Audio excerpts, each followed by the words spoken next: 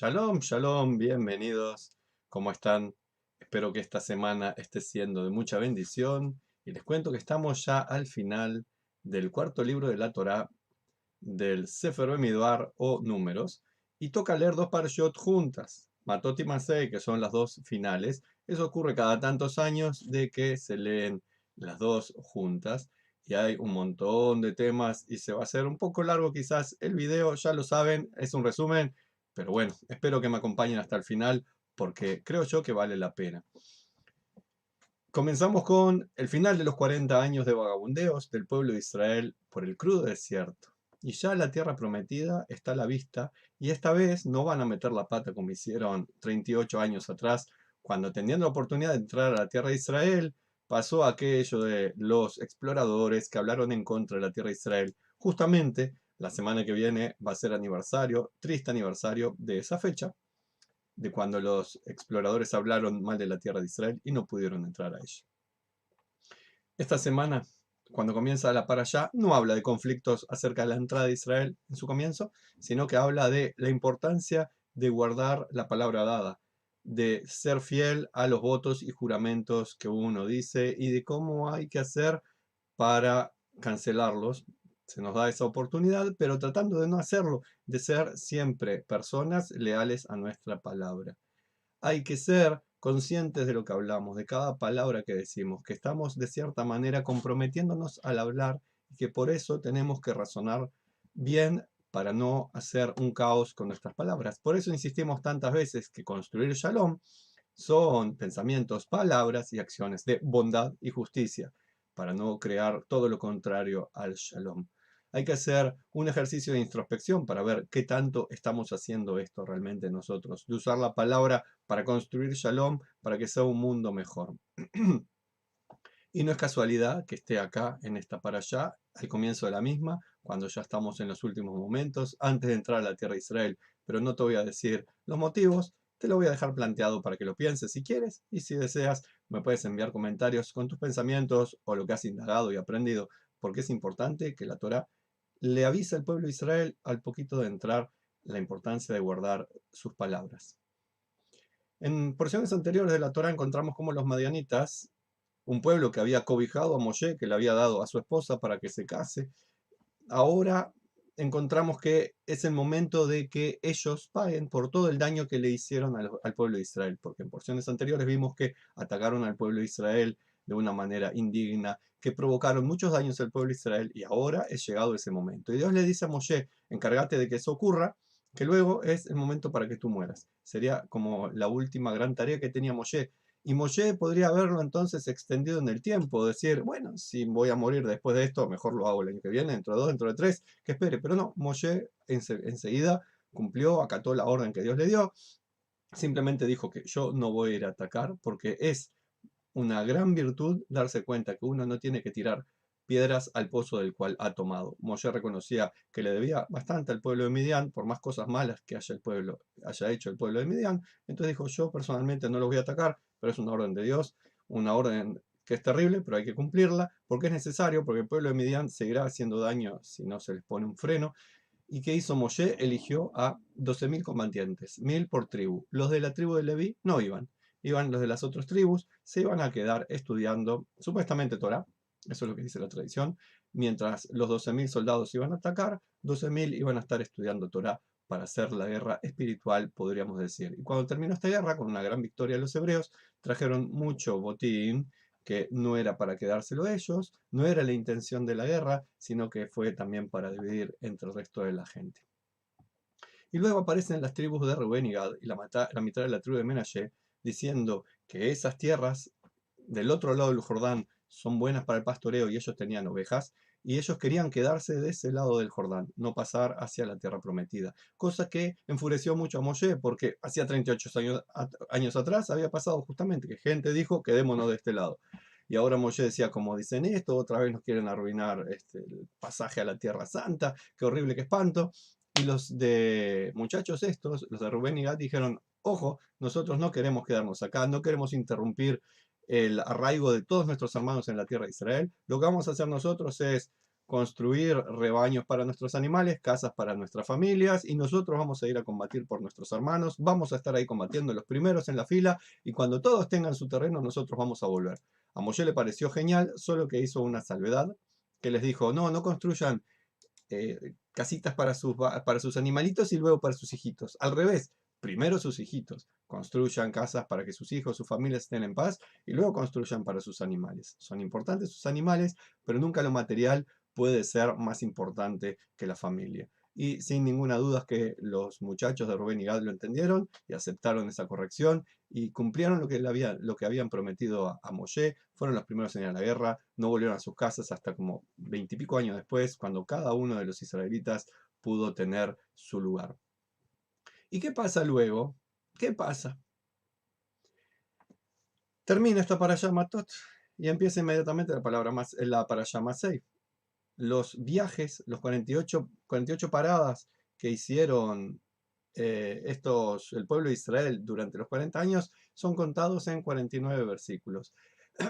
Dicen que cada una de las paradas es simbólica, no solamente que son lugares que estuvieron realmente en su paseo desde Egipto hasta la tierra de Israel, sino que son simbólicos, dan como una visión desde el origen de la humanidad hasta el inicio de la era mesiánica, que cada palabra del sitio es como un símbolo, tiene un mensaje que para aquellos que lo saben decodificar es muy importante, que nos va mostrando cómo hay una ruta marcada por Dios, que nosotros con nuestras decisiones la vamos a ir recorriendo.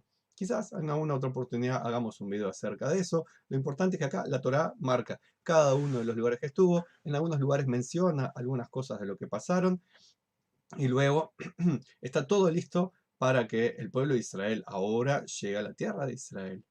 ¿Y qué pasa con ellos? Moshe dice que es el momento de que tengan un nuevo líder. ¿Por qué? Porque él ya no va a estar funcionando como líder. Por tanto, acá tiene que quedar bien en claro quién va a ser el nuevo líder, quién se va a encargar de qué. Tiene que estar también claro que cuando él muera, bien pronto, dentro de unos días, la cuestión no se terminó ahí, no tienen que volver a estar en la locura como del becerro de oro, se murió Moshe, ¿qué hacemos ahora? Va a estar todo organizado y también está organizado dónde está sentada cada tribu. También Moshe dice los límites, las fronteras de la tierra de Israel. Va a estar todo bien claro, vuelvo a decir, porque Moshe se encarga para que la gente esté tranquila, de que no se enloquezca, de que esto sigue, es un plan que no está basado en Moshe, es un plan de Dios. Y como ya es un instrumento y que los instrumentos van a ser otros, pero la idea es seguir adelante.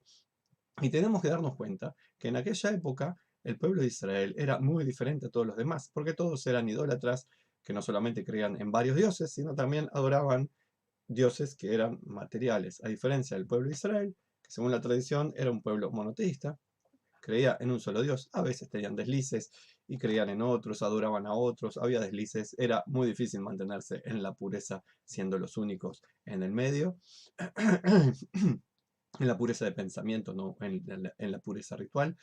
Y también eso era como una función muy difícil para los israelitas. Cuando llegaran a la tierra de Israel, se iban a ver que no era un lugar vacío, no era como el desierto, iban a entrar a lugares donde había culturas que estaban funcionando, que eran antiguas, que eran poderosas, que eran muy interesantes, tenían rituales muy divertidos y ellos podían ser atraídos. Por eso la Torá recalca, tienen que tener una poderosa fuerza para negarse a ser inducidos por esas culturas. Tendrán que destruir cosas, tendrán que romper cosas, tendrán que ser un poco salvajes, pero para mantener su pureza intelectual y emocional y no caer en esas tentaciones que les pueden llevar a cosas terribles. Hoy en día nos puede parecer horrible decir, uy, qué fanáticos, qué salvajes, estilo ISIS, aquellos musulmanes de hace unos años atrás, que por desgracia siguen estando, que iban por lugares históricos, religiosos, rompiendo, matando, haciendo cualquier desastre. Los israelitas hace 3.000 años, 3.300 años hicieron cosas similares. Lo tenemos que entender que hace 33 siglos era necesario portarse de manera salvaje, hoy hay otros mecanismos, hemos avanzado, por lo menos los judíos. Otros siguen estando hace 33 siglos atrasados, comportándose de la misma manera. También en la para allá nos encontramos, dijimos que cada tribu recibe su tierra, pero los levitas, la tribu 13, no iba a tener un terreno para ellos, no iba a haber una provincia de Leví, los levitas iban a estar distribuidos entre las 12 tribus, iba a ser la tribu de cohesión, la tribu que enseñara Torá, la tribu que estuviera al servicio de Dios y de sus hermanos, los israelitas. Por eso hay ciudades para los levitas, pero también cada Cada provincia iba a entregar un lugar para que los levitas pudieran vivir, así como también iban a tener un sueldo que les iban a entregar sus hermanos israelitas. Estaba todo previsto para que no quedaran a la buena de Dios. Iba a haber 48 ciudades designadas para ellos, aparte de lo que iban a recibir de cada gente como ofrendas, como parte de los impuestos. E iba a haber también 6 ciudades de esas 48 que iban a estar dedicadas como ciudades de refugios para cuando alguien asesinara a otro sin ninguna intención. En ese caso, el asesino sin intención podría ser matado por la familia del muerto, pero la Torá le da la oportunidad de que se esconda en una ciudad refugio, que esté ahí viviendo hasta que se muera el Kohen Gadol, el sumo sacerdote. La familia del muerto no tenía permiso de sacarlo de esa ciudad, de atacarlo en esa ciudad, no tenía permiso de hacerle nada. Si moría el Kohen Gadol, ahí quedaba libre. Era como una especie de cárcel, pero también una especie de manera de decir que la persona mató a alguien, eso es una cosa horrible, fue sin querer, por eso no se merecía la pena de muerte. La familia tenía derecho a la venganza, así se pensaba en aquellas épocas, volvemos a decir, un contexto cultural muy diferente, pero se daba la manera como para que la gente que quería la venganza entendiera, están castigados, se tuvieron que ir de su tierra, de su familia, vivir en una ciudad de refugio, hasta que se termine la condena cuando muera el Kohen Gadol, así que tuvo un castigo el asesino, y nosotros, la familia, no tenemos por qué buscar su muerte, sino buscar que en el mundo haya shalom. Y con esto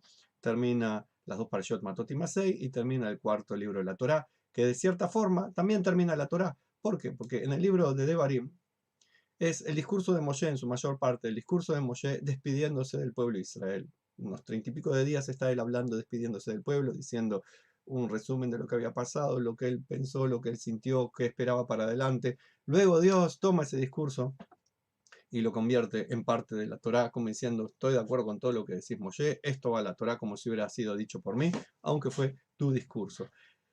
Eso es lo que nos dice nuestra tradición, que así fue elaborado el quinto libro de la Torá. Hay otra gente, académicos, etcétera, que dicen que tiene otro origen, pero desde el punto de vista tradicional es así. Fue Moshe, digamos, su autor, y Dios lo refrendó, convirtiéndose él a posteriori también en el autor de la Torá. Pero eso empieza en el libro de Devarim. Nos queda decir que justamente este Shabbat es el principio del mes de Av, y justamente cuando se nos cuenta la muerte de Aarón, hay algo que es único en la Torá. Se nos cuenta en qué día murió Aarón. Y Aarón murió precisamente en el Rosh Hodeshav, el primero de Av, que es esta semana, que coincide con esta para allá, que preludia a Tisha B'Av, que viene una semana y un día después. No es casualidad tampoco que esto ocurra. Sabemos la importancia que tenía Aarón en el pueblo de Israel, llevando Shalom, construyendo Shalom. Quiera Dios que nosotros podamos construir Shalom y que para el próximo Tisha B'Av, que ya faltan tan pocos días, no tengamos que ayunar ni pasarlos tristes, sino por el contrario, tengamos la convicción de que va a venir el Mashiach y va a haber un tiempo de prosperidad, de luz, de bendición para todos. Mi deseo es que haya Shalom y bendiciones y que estén muy bien.